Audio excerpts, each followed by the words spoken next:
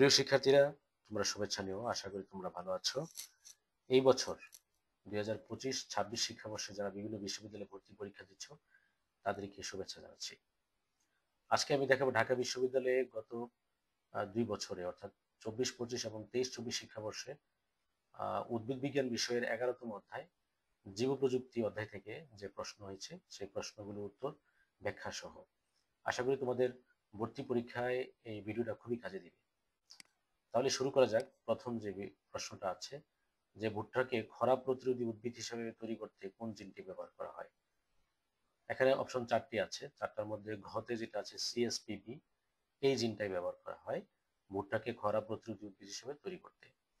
বাকি অংশগুলো যে আছে, বাকি অপশনগুলো যেমন কতে আছে সিআরওয়াইএলসি, পিডিএস45, এটিএনএইচএক্স, এই যে জিনগুলো আছে এইগুলোর বিভিন্নভাবে ব্যবহার করা হয়েছে। যেমন এটা হলো ক্রিস্টাল প্রোটিন উৎপাদনকারী জিন, এটা বেগুনের জিনোমে স্থানান্তর করে বিটি বেগুন তৈরি করা হয়েছে।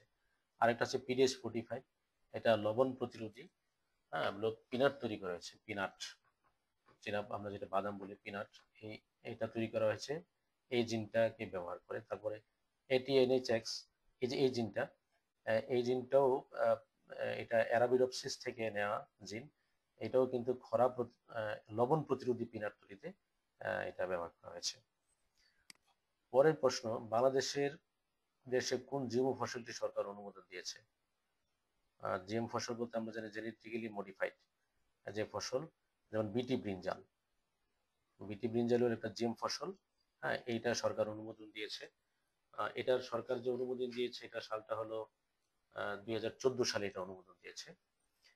এবং এই যে বিটি ব্রিঞ্জাল, এটা বেসিলাস থারিনজেনসিস থাকে নামক ব্যাকটেরিয়া থেকে একটা ক্রিস্টাল জিন বেগুনের মধ্যে প্রবেশ করিয়ে যে বেগুনটা তৈরি করা হয়েছে এটাকে বলা হচ্ছে বিটি ব্রিঞ্জাল।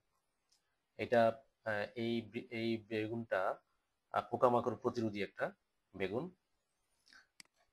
তারপরে আসি নিচের কোনটি রেস্ট্রিকশন এনজাইম নয়। একটু খেয়াল করলে দেখবা যে খ, গ এবং ঘ এই তিনটাই রেস্ট্রিকশন এনজাইম।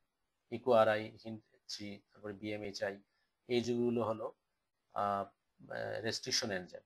বাট PBr322 এটা রেস্ট্রিকশন এনজাইম নয়, এটা একটা কৃত্রিম প্লাজমিড, এটা ভেক্টর হিসাবে কাজ করে। জেনেটিক ইঞ্জিনিয়ারিং মানে ট্রান্সজেনিক উদ্ভিদ তৈরি করতে এটা ভেক্টর হিসাবে কাজ করে। মনে রাখতে হবে এটা একটা কৃত্রিম ভেক্টর, ক্লোনিং ভেক্টর। আর বাকিগুলো হলো কি রেস্ট্রিকশন এনজাইম। আমরা জানি যে রেস্ট্রিকশন এনজাইম কি করে ডিএনএ নির্দিষ্ট অংশে কেটে দেয়। হ্যাঁ, প্রত্যেকটা রেস্ট্রিকশন এনজাইমের জন্য নির্দিষ্ট কাটার স্থান আছে, এটা কেটে দেয়, যেমন ইকোআরআই, হিন্ড3, বিএমএইচআই। তাহলে সঠিক উত্তর হবে PBr322। এটা রেস্ট্রিকশন এনজাইম নয়, এটা একটা ক্লোনিং ভেক্টর, অর্থাৎ ভেক্টর হিসাবে কাজ করে। এই তিনটা প্রশ্ন তোমাদেরকে বুঝালাম। আশা করি এই চ্যাপ্টার থেকে এই ধরনের প্রশ্নগুলো তোমরা চ্যাপ্টার থেকে বের করে পড়ে নিবা, অথবা তোমরা আমার এই যে ভিডিওগুলো আছে এই ভিডিওগুলোর সাথে তোমাদের বিগত বছরের বিভিন্ন বিশ্ববিদ্যালয়ের যে প্রশ্নগুলো হয় সেই প্রশ্নগুলো তোমাদের বই থেকে মিলিয়ে মিলিয়ে পড়বে এবং প্রত্যেকটা ভিডিও দেখার চেষ্টা করবে।